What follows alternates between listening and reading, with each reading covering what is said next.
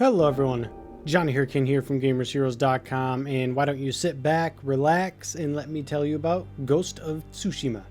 Let's get started.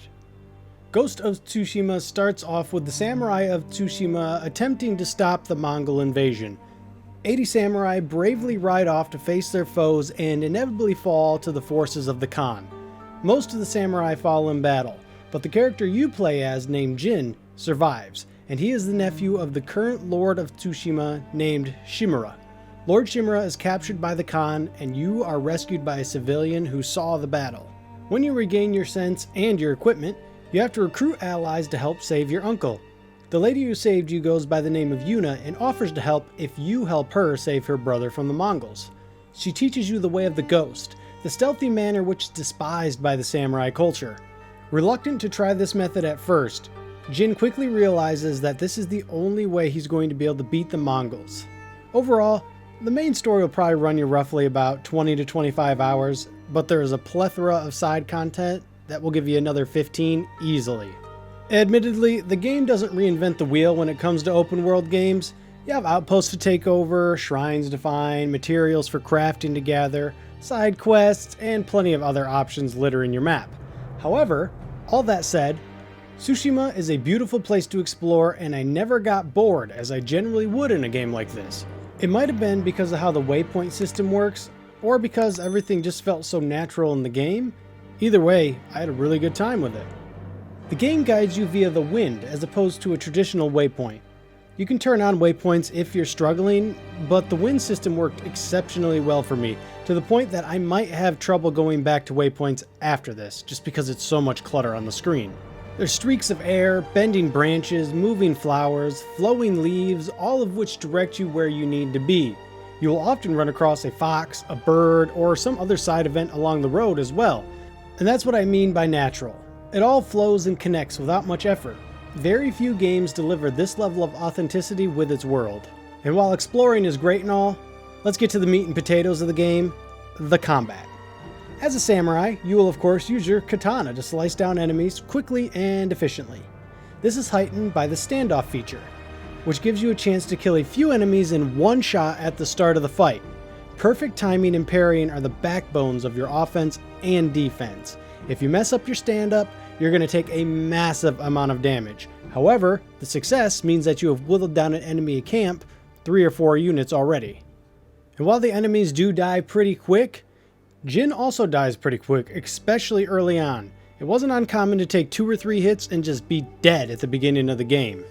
As you get stronger, you can of course take more hits, but being hit is always dangerous, even when you have higher levels of HP.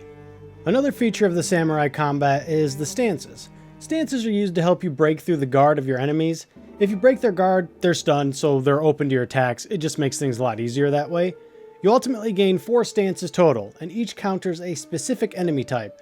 One of them will have a spear, one of them counters swords, another counters shields, and then another counters brutes. Real simple, but the most important part of this is how easy it is to switch between stances. It's a simple hold R2, press one of the face buttons, and you're in a different stance. It is fast and efficient, and when you're fighting multiple enemies, you can do it quickly, and for the most part, okay, early on, it will be a bit of a struggle, but once you get used to it, it works flawlessly. You might just mess up the fact that R1 is your kunai and R2 is your stance switch. That was my big problem. I kept mistaking R1 and R2. For those who prefer the stealth approach, we have the Ghost combat mode. Ghost mode is pretty broken, all things considered. Kunai, bombs, smoke bombs, and stealth kills, all of which are designed to absolutely demolish everything in your way. Kunai are super overpowered.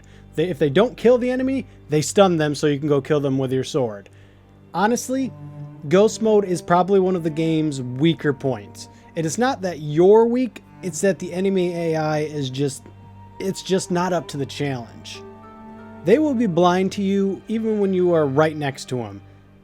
The other thing is, when you kill an enemy, you will hear them scream. Their allies do not hear them. This is one thing that will, if you're really into it, it will take you out of it. Then there's the smoke bombs, where you can basically, if you are caught, throw down a smoke bomb and then assassinate enemies from inside the smoke. Yes, I am glad that the stealth is easy, because 4 stealth is always annoying, it still could be a little bit more challenging, but don't get me wrong, clearing out a whole camp without any warning going off feels terrific. It just can be a little too easy sometimes. When you're not taking out camps or doing the main story, you can also do what are known as legendary tales. These involve you hunting for ancient samurai secrets or gear. The way these stories are presented is some of the best content in the game. It's almost like old folklore passed down from generation to generation. Demons, haunted armor, ghost samurai, you name it, it's here. And while these quests are excellent in their own right, the end of them is where the game truly shines. The famous samurai duels. The samurai duels in Ghost of Tsushima are some of the most intense pieces of combat you will come across.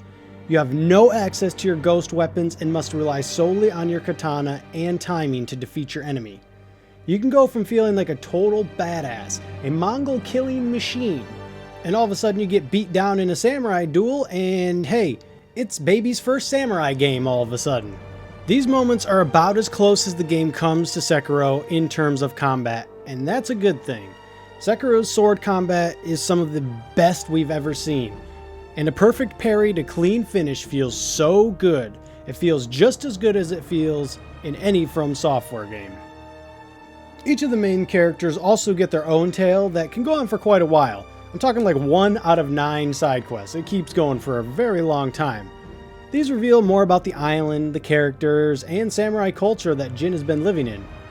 Sensei Ishikawa missed the Mongol fight and now hunts down one of his former students.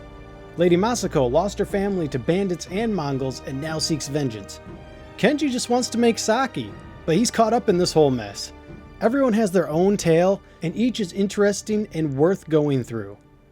Before we wrap up, it is worth noting that you should probably be invested in playing as a samurai to get as much enjoyment out of this game as I did.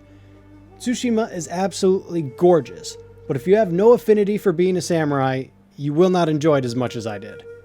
I ran into no bugs, no frame drops, no crashes. Despite all the stuff going on the screen, it ran perfectly on my PS4 Pro. Ghost of Tsushima is Sucker Punch's best game to date. Anyone who's a fan of the developer or samurai games should not hesitate to pick it up. Alright, that will do it for me. If you liked what you saw, got what you needed, like, comment, subscribe. See you guys in the next video. Later, Gators.